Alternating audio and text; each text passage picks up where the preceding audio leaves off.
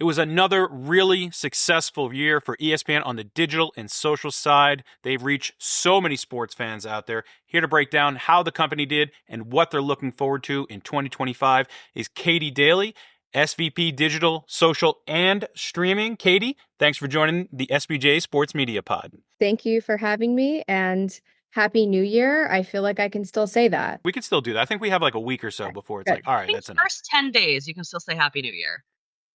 Curb Your Enthusiasm, what? They had like some sort of statute of limitations. I can't remember what it was, but I think we're still within it was that. a week, but we're gonna push it a little. All right, KAITEE, I want to start by looking back at a really strong 2024 on the metric side for you all, like just real dominance of the sports category.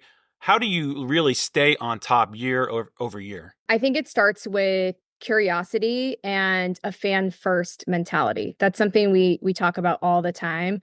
Of course, our mission statement, right, is to serve sports fans anytime, anywhere.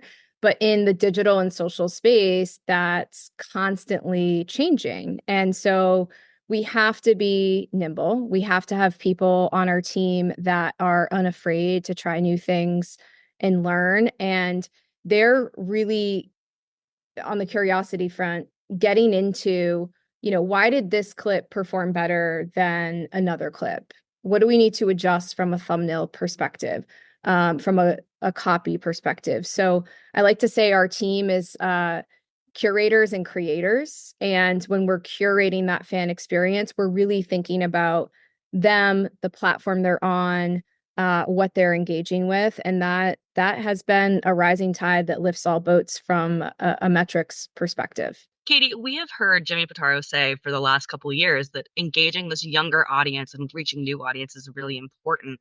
And obviously, this younger audience is very digital centric. Are you spending more time on mobile versus other areas, or kind of where are your priorities?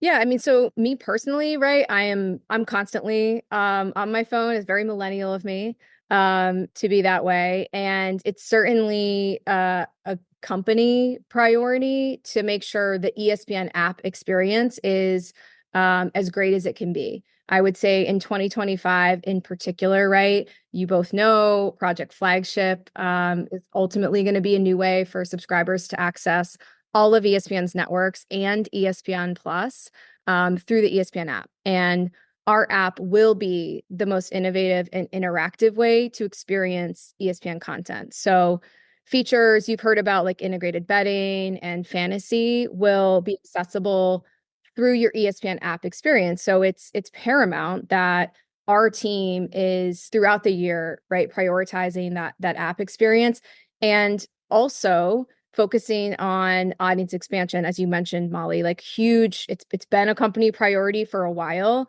And on the social side, we are reaching younger people, right? That it stands to reason that we're doing that. But how are we focusing on both width and depth? The stat that I love to share in 2024 is that we reach 2/3 of all US adults on an average monthly basis across digital and social. It sounds like a lot. It sounds like a lot of people. It's not bad. But then we're also thinking about that depth, right? How are we serving like casual, younger fans of volleyball and fans of, college game day?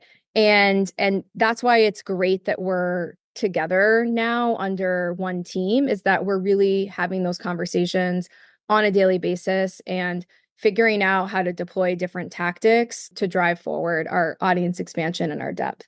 You mentioned betting. I just want to quickly touch on that because that's something, ignoring Flagship coming up, you had already integrated ESPN Bet into that ESPN app. If you've placed a bet, it's pretty high up there on the app. How has that integration gone for your team? It's been great. I mean, Penn is they're a phenomenal partner, and they're leading right on their app experience. But our team is responsible for making sure that fans who want to engage in the sports betting universe have easy, doors to do that. On the social side, same sort of thing, really collaborative process with Penn, kind of marrying, I would say, our expertise of off platform and growing audience there with what they know about the space. Because on our team, it's just a newer journey for us. So we're leaning on them and their expertise there. And it's really gone well. I think it's inherent, right, in a lot of sports conversation, in particular with younger consumers. So it's been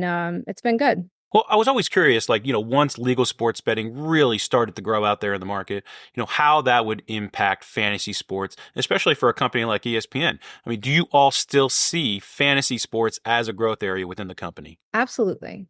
Like without a doubt, 2024 was a record year in terms of number of people playing fantasy. Of course, football and tournament challenge being our top games. They had their best year ever. So for football, record number, over 13 million unique players.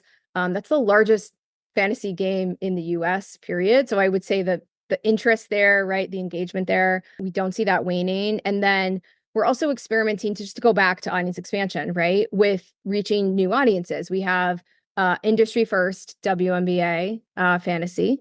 Molly, I hope you're engaging there. I know you're a WNBA fan. I am now the third year running champion of the Griner thing. Brush it off, Molly. Brush it off. Love it. We love it. We have Oscars Pick'em. Was just in a meeting about that this week in partnership with ABC. So those are ways that we're looking to engage in the fantasy space, and fantasy players continue to be our most engaged, youngest on platform audience. So it'll continue to be an area of investment for us. Well, speaking of Oscars, I'm a little partial to Peter Sarsgaard. We had him on this pod a couple of weeks ago, so I'm pulling for September 5th there. I have no time in my life for movies. It's like all the sports, all the social platforms are like covering a league, I say often. So there's a lot to consume there. What social platforms are the strongest for ESPN? We do love all of our children equally. They all have different things that they bring to the table for us in terms of value proposition.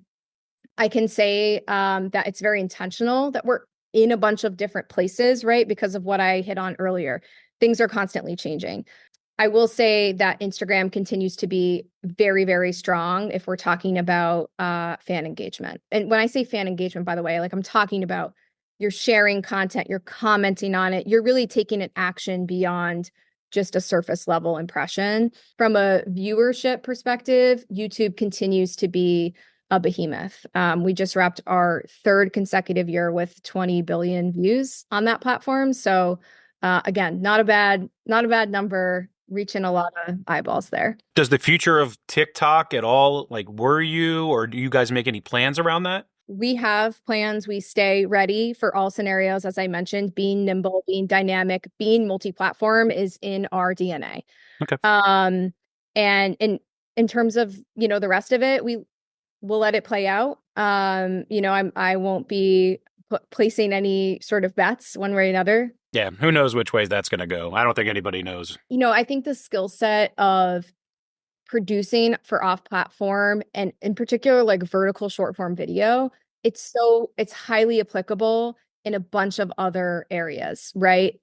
You have Reels, you have YouTube Shorts. We just talked about YouTube. So we do set the team up to be able to contribute in a bunch of different ways. And each of these platforms has their own set of like ad rules and terms. So we do drive business in different ways on the platforms. And that's part of the reason why we like to have people sitting across channels. Well, the number of ESPN NBA highlights my middle schooler shows me in a given week, we're not going to talk about what that number actually is, but it's too many and I have to stop him.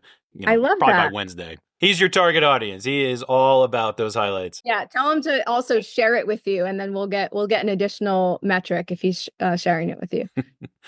What specific sports or events continue to kind of over-index on either digital or social platforms for ESPN? One of the things we talk about internally when we get asked this question is that if user-generated content were its own sport, it would be the most engaged in terms of average engagement per post. Actually, one of our top Instagram posts, a woman took her family on in leg wrestling and just proceeded to destroy every member of her family in leg wrestling. And, and that's one of your top viewed posts on Instagram. So I think it speaks to this broader trend, right, of casual fans, but also people wanting to be entertained with relatable content. Like everyone can sort of relate to this notion of competing against your family to some extent. It's more relatable than a Zion Williamson 360 windmill dunk, which will also do very well. We've moved on to Cooper flag dunks. Even John Shire is telling us that. Like, that's the new one, right? Listen, last night, coming back from injury, we had a Zion dunk very reminiscent of the Duke dunk. So that was actually a fun quick turn edit that the team made of just putting the two side by side for social and quick turn. And then SportsCenter ran it as well. So we like that we have different sports that engage differently depending on the platform. We definitely are monitoring those types of trends.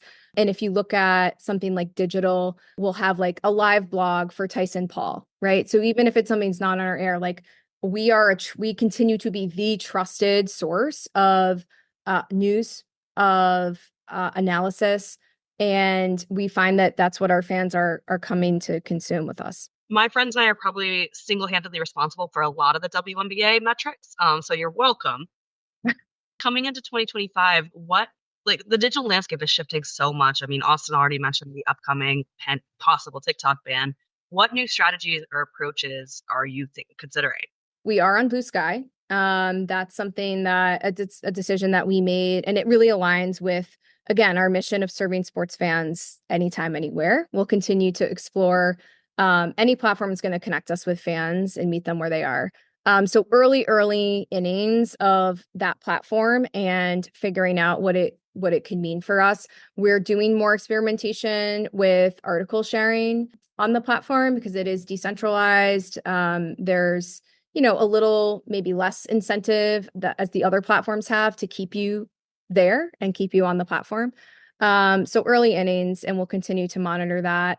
We have packages for external clients that are inclusive of shorts and reels and TikTok, so that, again, if you want to be a part of a big sports moment, a big sports event, or even a show like First Take, we have packages that are going to reach eyeballs wherever you're spending time, whatever social channel of choice that you have.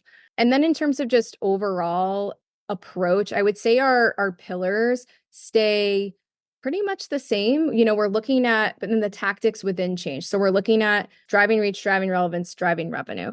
Those are really three key pillars for us going into this year. Well, Katie, we know you and your team crushed it in 2024. We know you're going to continue to do it in 2025. KAITEE DALEY, ESPN's Senior Vice President of Digital, Social, and Streaming, thank you for joining the podcast. Thank you for having me.